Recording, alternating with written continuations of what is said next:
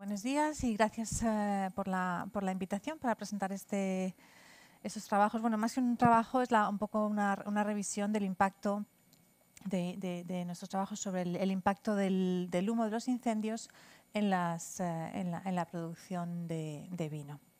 Entonces, esta introducción por parte de Marc me ha venido estupendamente. Un momento, no, esto no es. Aquí. Me ha venido estupendamente para la parte de incendios. Entonces, yo trabajo en contaminación atmosférica. Por lo tanto, empezaré primero haciendo una breve introducción de contaminación, por qué estudiamos la contaminación. Después pasaré a ver cómo afecta esto a la producción del vino y acabaré con unas conclusiones breves. En primer lugar, ¿por qué estudiamos contaminación? Hay amplios motivos y no me detendré en ellos, pero sobre todo es por el tema de impacto en salud humana. Nos afecta al sistema respiratorio, al sistema cardiovascular, al cerebro, al sistema reproductor.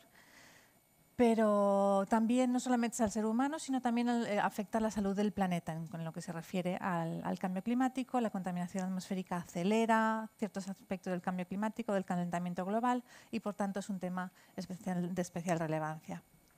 Además de esto, también tenemos otros aspectos ya más concretos, como son la visibilidad. Estoy intentando ver si tengo un puntero, pero ahora. Como la visibilidad, el deterioro de patrimonio cultural, de los materiales de construcción, por ejemplo, y también, ya por último, el tema del deterioro de los ecosistemas, como tenemos aquí en este ejemplo. Entonces, cuando hablamos ahora de contaminación, muy brevemente estudiamos sobre todo dos tipos de contaminantes, los contaminantes gaseosos y los particulados.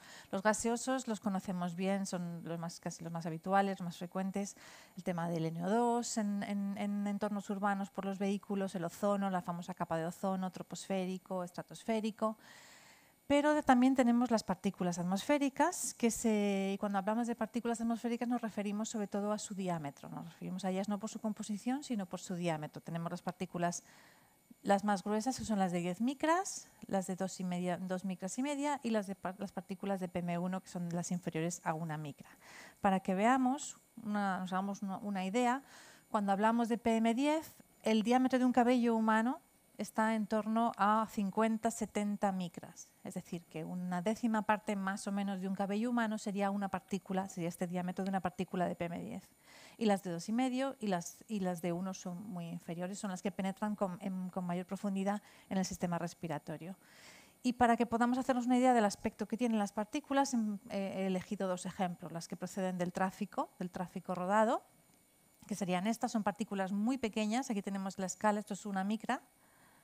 Son partículas muy pequeñas que son agregados de cadenas, mientras que, por ejemplo, en el otro lado tenemos un grano de polen. Vemos aquí, esto es 1 micra en este caso, son muy superiores en diámetro, y no solo en diámetro, sino también en morfología. Entonces, el tipo de partículas que respiramos son muy variadas, penetran de forma diferente en el sistema respiratorio y varían mucho en cuanto a su composición química debido a su origen.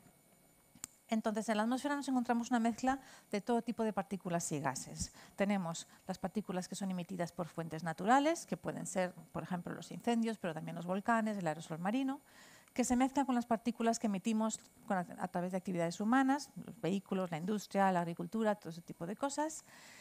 Y a estas partículas emitidas se añaden los gases, que se mezclan con las partículas y dan lugar a otro tipo de partículas que llamamos secundarias, que se forman en la atmósfera. Entonces, como vemos, lo que tenemos es una gran mezcla de fuentes, de tipo de partículas y de compuestos gaseosos, y todo ello es la mezcla a la que estamos expuestos tanto nosotros como después los ecosistemas. Bien, una de las fuentes principales, por eso estamos aquí hoy, son los incendios forestales. Aquí no me detendré porque, como decía, nos han hecho ya unas introducciones fantásticas por parte de los ponentes anteriores, pero sabemos que los incendios son una fuente fundamental de contaminación a la atmósfera, que está aumentando, no va a mejorar, como hemos visto, y que está aumentando en diferentes aspectos. Por un lado, la intensidad de los incendios, como hemos visto, la duración, la frecuencia y también la afectación geográfica, es decir, las zonas donde se producen incendios o donde afecta el humo de los incendios, que está cambiando en el tiempo, y a zonas donde tradicionalmente no había impacto de los incendios nos encontramos con que ahora sí. Entonces, los incendios forestales son ya un problema de calidad del aire. Antes de entrar en el tema de la producción de vino, en calidad del aire ya son un problema. Aquí lo que muestro es un estudio muy reciente de este año, del año 2023. En Estados Unidos, esto pretende ser el mapa, el perfil de Estados Unidos, donde estos investigadores muestran en cada uno de los recuadros que vemos, en el eje X, esto es del año 2000 al 2022, y en la vertical tenemos la concentración de partículas. Entonces, lo que se vio en este estudio es que, si os fijáis en prácticamente la totalidad de las gráficas, vemos un descenso, ¿no? Vemos cómo ha ido bajando la concentración de partículas desde el año 2000 a 2022. Ha mejorado de forma muy significativa la calidad del aire en todas estas regiones en Estados Unidos. Esto es debido a políticas de calidad del aire, mejora de los combustibles, mejora de los motores de combustión. Esto ha dado lugar a beneficios en salud y en la calidad del aire a escala prácticamente de todos los Estados Unidos. Sin embargo, en las zonas afectadas por los incendios, aquí tenemos California, se ha observado que a partir del año 2016 aproximadamente esta tendencia se revierte. En lugar de haber un descenso continuado como tenemos en todas estas zonas, de repente a partir del 16 empieza a haber un aumento en las concentraciones de partículas. Y esto es debido, por supuesto, a los incendios que afectan no solamente durante los periodos de incendio, en los episodios, en los eventos pico, sino también ya llega a afectar al promedio anual, al promedio de todo el año de las concentraciones que se determinan de partículas. Y lo que han visto en este estudio es que, a menos que hagamos algo, estos impactos en calidad del aire van a seguir avanzando y seguir empeorando claramente. Y esto ya es a nivel de calidad del aire. Todavía no hemos entrado en el tema del vino. Entonces, si pasamos ahora al impacto en la producción de vino. Lo primero es conocer que ya se sabe que existe este problema de que la exposición de los viñedos al humo de los incendios produce un deterioro de la calidad de la uva y de la calidad del vino, un efecto, por supuesto, negativo. Entonces, ¿cómo ocurre este impacto? Lo que ocurre es, como hemos visto, esa mezcla que tenemos de aerosoles y de gases en la atmósfera cuando viene una pluma de contaminación. En el caso de los incendios, uno de los compuestos principales que se producen se llaman fenoles, son compuestos volátiles o semivolátiles, que están presentes tras cuando se produce la quema de materia vegetal. Entonces, estos fenoles, que como son volátiles, se depositan junto con la ceniza sobre la uva y penetran a través de la piel de forma que son absorbidos por la carne de la uva. Una vez en el interior de la uva, esos compuestos que eran originalmente volátiles se quedan ligados con los azúcares y es el momento en el que forman estos diglicosides fenólicos y quedan ya absorbidos en la uva. Entonces, una vez que están absorbidos en la uva, antes de que fermente esa uva o de que sea digerida por las enzimas, no es posible notar ese olor, no se produce ese impacto sobre las propiedades olfativas de la uva, sino que estas enzimas, estos compuestos que producen el mal olor, el olor y el sabor ahumado, solo se liberan tras los procesos de fermentación o al consumirlo por las enzimas que tenemos en la saliva. ¿Y cuándo ocurre este impacto del humo en la uva? Pues esto está variando mucho. Realmente los estudios en la actualidad hasta ahora decían que se producía el mayor impacto durante las últimas etapas de la fermentación de la uva. Sin embargo, en el caso de los incendios de Australia del año pasado se ha observado que se produjo este smoke taint, este impacto en la uva, en etapas muy anteriores, cuando la uva todavía era del tamaño de un guisante. Entonces es necesario que continuemos estudiando este tema. Y por último, otro de los temas que se desconocen ahora mismo. Presidente de Roqueta Origen, también soy presidente de la Asociación Vinícola Catalana. Madre mía. Presidente de la Asociación Vinícola Catalana. Qué fácil me lo están poniendo. Sí. Bueno, a ver si nos dejan. Ahora. Otro de los aspectos que se desconocen por el momento es si, además de este impacto de esta deposición química, esta absorción química de los fenoles por parte de la uva, si ocurre también un impacto por la deposición física del humo sobre el exterior de la uva. Si esto afecta, por ejemplo, al crecimiento, a la posibilidad, a la fotosíntesis en las hojas, o sea, la deposición física es un aspecto que todavía se desconoce. ¿Qué más? Lo que conocemos y lo que son buenas noticias. Sabemos, por un lado, que ya lo hemos oído antes también, que las viñas son muy resilientes, que actúan con frecuencia de cortafuegos naturales y que esto nos facilita la gestión, por un lado la gestión del territorio, pero por otro lado también ayuda a que no se pierda del todo, por completo, toda la plantación. Entonces, sabemos también que el smoke taint afecta solamente a la uva, por tanto, afectaría solamente a la cosecha del año en que está afectado por el humo. Es decir, al año siguiente, no, aunque haya cenizas en la tierra, aunque la planta esté afectada por cenizas, el humo, el sabor, el smoke taint no aparece en la nueva uva. Eso de nuevo es nueva noticia. También sabemos que, aunque estén en cierto modo quemadas, las viñas se recuperan el año que viene. Puede afectar a la producción, pero no afecta por completo al destruir la viña. Y también otra buena noticia es que tenemos ya protocolos de análisis, protocolos de muestreo para determinar si una uva está afectada o no por smoke taint. Y en otros lugares, por ejemplo en California, están surgiendo muchos laboratorios comerciales que ofrecen este servicio y que permiten determinar, antes de hacer todo el proceso de fermentación, la producción del vino, si hay este impacto o no. Lo que no son tan buenas noticias, lo que no sabemos o lo que nos queda por saber. Primero sabemos que lavar la uva no ayuda antes de pasar a la producción del vino, porque los fenoles ya han penetrado dentro de la misma. Entonces, lavar la uva no ayuda.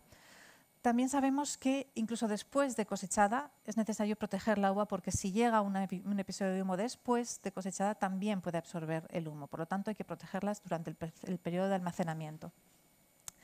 También sabemos que una vez que está afectado, que aparece este smoke taint, no hay una buena solución. Hay estrategias, hay procesos químicos como la ósmosis inversa, la extracción en fase sólida, el carbono activado, que puede retirar parte de este sabor ahumado, este olor ahumado, pero este vuelve a aparecer con el tiempo. Por lo tanto, la solución no hay soluciones ideales. Y las principales cuestiones que nos quedan por conocer, que no son pocas, es sobre todo cuál es el nivel de exposición necesario para que se produzca este smoke taint. Es decir, con un episodio de un incendio fuerte en la proximidad del viñedo, se genera ya el smoke taint, o a lo mejor, como veremos más adelante, un episodio de transporte del humo de los incendios de Canadá, cuando llega a la península ibérica, puede afectar y producir ese smoke taint. No sabemos, desconocemos esa línea de base, que son los trabajos en los que están estudiando sobre todo investigadores americanos, cómo determinar esa línea de base, ese umbral a partir del cual podemos decir que se produce ese smoke taint. ¿Y esto para qué tiene utilidad? Pues sobre todo ahí ahora mismo lo están trabajando para intentar impactar en la normativa, por ejemplo, para poder determinar cuándo ha habido ese impacto, y también para las aseguradoras, para ver si es posible aplicar algún tipo de compensación en el momento que se determina que se ha producido ese impacto.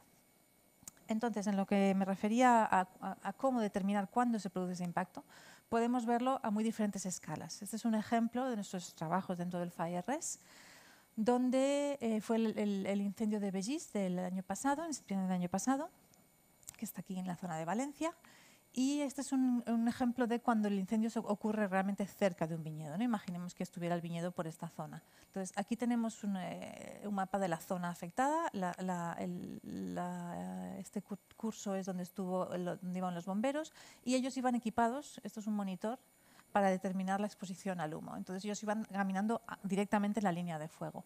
Y lo que vemos aquí en el eje X en esta gráfica es el tiempo frente a la exposición a partículas, las que hemos dicho antes, 2,5, que son las que penetran con mayor profundidad en el sistema respiratorio humano.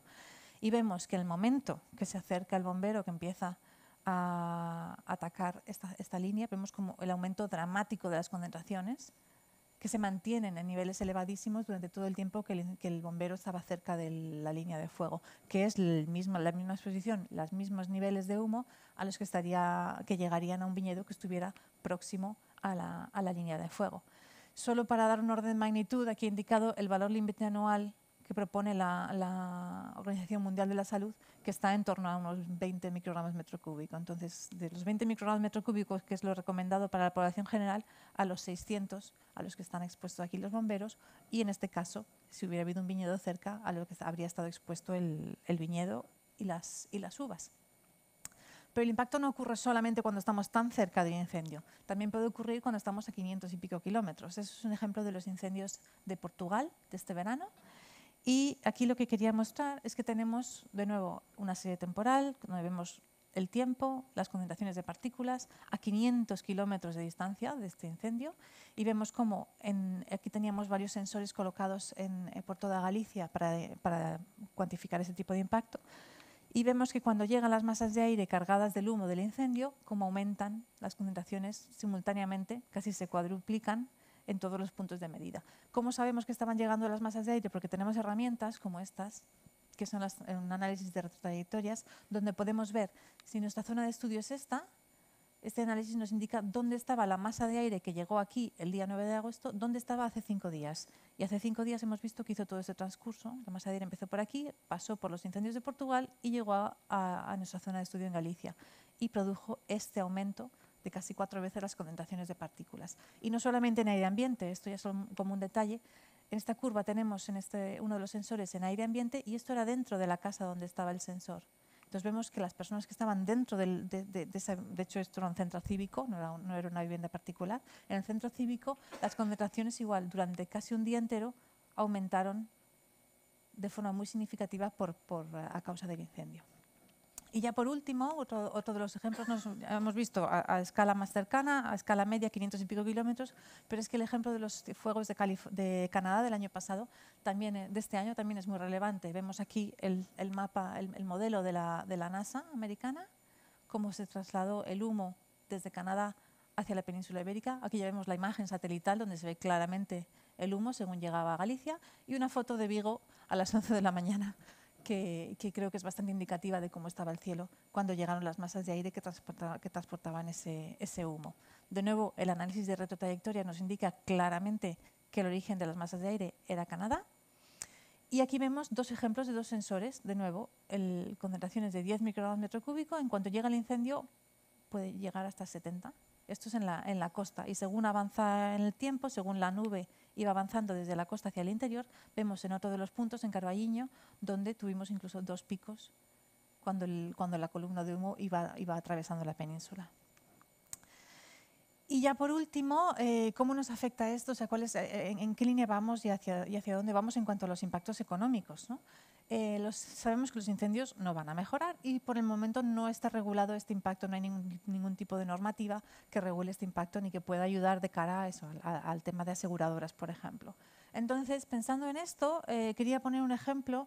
Me ha parecido adecuado poner un ejemplo de lo que ocurre con el polvo africano, cuando tenemos lluvias rojas aquí, cuando viene polvo africano también por el aire. En este caso, la Comisión, en calidad del aire, tenemos un valor límite que no se puede superar. Si se supera más de X días, la Comisión multa a los Estados miembros, pero si alguno de esos días la superación de esos valores límites debido a causas naturales, como es el caso del polvo africano, aquí tenemos una foto de Murcia en marzo del año pasado, es una foto real, no están modificados los colores, esto es realmente el aspecto que tenía Murcia. Entonces, si podemos demostrar que algún día en concreto esa superación de los valores límites se debió a un evento natural, se puede descontar y entonces esto se descuenta del número total de superaciones que permite la Comisión y que si se supera conlleva multas. Entonces, en este caso, por ejemplo, tenemos una metodología muy clara para determinar que, por ejemplo, en este día el polvo era de origen africano y por tanto se puede descontar. Entonces, si tuviéramos una metodología similar para el tema de los incendios, quizás sería posible buscar la forma de desarrollar legislación en la que podamos aplicar este sistema de descuentos o incluso de cara a las compañías aseguradoras. Y con esto ya termino concluyendo, bueno, solo para resumir, que hemos visto y es conocido que la exposición al humo de los incendios afecta de forma negativa tanto a la uva como a los vinos. Y que tenemos tanto buenas noticias como malas. Las buenas, las hemos visto, son que no hay el impacto solamente durante un año, que las viñas no se ven afectadas especialmente y que pueden seguir produciendo el año siguiente, y que tenemos estrategias y protocolos analíticos y de muestreo para determinar si se produce este smoke taint. Las noticias que no son tan buenas son eso, que una vez que está afectado hay poco que hacer, quizá hay que buscar oportunidades, como comentaba Marc, hay que buscar alternativas. Que los impactos no solamente son cuando estamos al lado del fuego, sino que pueden venir desde muy lejos, desde Canadá incluso, y que no sabemos todavía cuál es la línea de base y cómo determinar ese umbral a partir del cual se considera que hay impacto. ¿Y cuáles son los siguientes pasos? Pues para pasar de un escenario como este a un escenario como este, pues nos gustaría implementar esos protocolos para cuantificar esos impactos. También desarrollar metodologías para poder definir esos umbrales, por ejemplo, de cara a la normativa, de cara a las aseguradoras y profundizar en nuestro conocimiento de qué es lo que ocurre y cómo se produce este smoke taint, si afecta esta deposición física, o sea, realmente entender los mecanismos por los que se produce. Y con esto termino. Muchísimas gracias a todos y a la organización otra vez. Gracias.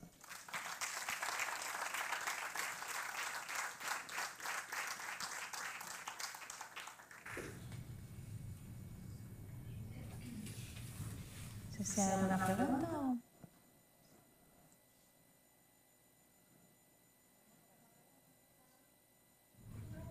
Lo he explicado muy bien. Ahora nos llega el micro. Si os podéis presentar también así brevemente. Sois y una institución que representáis. Si ubicamos. Tota l'esquerra, una vegada. Una vegada s'ha posat el dret? Hola. Sí. Bueno, aquí Albert, el senyor Tinoia. La pregunta era, pràctiques com el remuntat ajuden a que aquest tipus de fenols volàtils se'n vagin? S'ha estudiat això o no? Es veu, per exemple, en vins negres que hi ha remuntats, si hi ha una disminució de fenols, en canvi en vins blancs no hi és? Aquí me temo que me pilles porque no, de vinos no sé nada y no sé lo que es el remontat, para empezar. Bueno, es lo de bombear vino hacia arriba y hay como una exposición al aire bastante clara. Hay una disminución del alcohol cuando se remonta y por lo tanto intuyo que todo lo que es volátil también disminuye. Por eso podría ser, pero una vez que está dentro del vino ya no está en forma volátil porque los fenoles quedan ligados a los azúcares. Entonces ya no debería volver a pasar a fase volátil porque el siguiente paso es las enzimas como deshacen estos fenoles y entonces es lo que produce el sabor, pero no, al menos que yo sepa, no pasan directamente por aireación, por ejemplo, a la fase volátil de nuevo, no se desligarían con tanta facilidad. Vale, pues ya está. Gracias. Pero seguro que hay más expertos que sepan de esto que yo. Una pregunta, tú has explicado que quedan encubiertos estos aromas en un primer momento, ¿no? Cuando está fermentando el vino y eso. Y que cuando los catas es cuando se observan. ¿Aromáticamente también se observan o no? Por lo que he leído, sí. De hecho, el aroma no se detecta cuando la uva todavía está en la planta, porque el fenol ha pasado dentro, y solamente se libera, de nuevo, a través del proceso de fermentación o durante el consumo por los enzimas que están en la saliva. Entonces, debería también, según yo lo entiendo, notarse en el olfato una vez pasado el proceso de fermentación, sí. O sea que en este caso, si hay un incendio cerca, tendríamos que avisar al cliente entonces, claro, que habrá estos aromas. Tenemos que presentar este vino de una manera especial.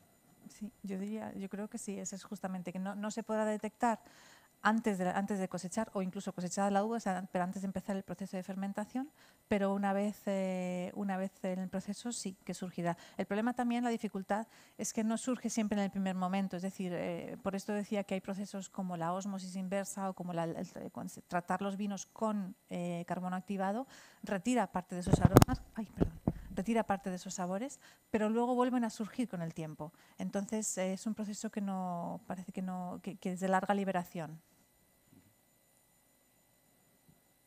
Una pregunta. Estos sensores que teníais colocados en Galicia, que detectaron el humo de Canadá y de Portugal, ¿este humo se detecta también en el olfato humano, en la nariz, o no? Depende de las concentraciones, pero en casos tan extremos como los que he mostrado, sí, también es humo, pues se detecta porque es el olor de humo de siempre. O sea, en Galicia podían detectar el humo a través de la nariz que venía de Canadá. Claro, en ese caso concreto, yo me imagino que yo no estuve allí en aquellos días, pero vista la imagen, tal y como estaba el cielo de color gris, creo que es muy probable que sí. Estos sensores que utilizamos son para partículas en general, de todo tipo de fuentes, como hemos estado, no solamente de los incendios, sino detectarían humo de los coches, detectarían humo del polvo africano también. Entonces, todo es cuestión de la concentración. Es igual que cuando vamos por la calle, si estamos muy cerca del coche nos huele a humo, pero cuando estamos un poco más alejados no lo olemos, pero estamos todavía expuestos a esas partículas. Entonces, en el caso concreto del humo de Canadá, no sé si llegó a nivel de olfato, pero que se ve que llegaron las partículas, sí, tanto los sensores como las imágenes de satélite y las imágenes fotográficas nos lo muestran.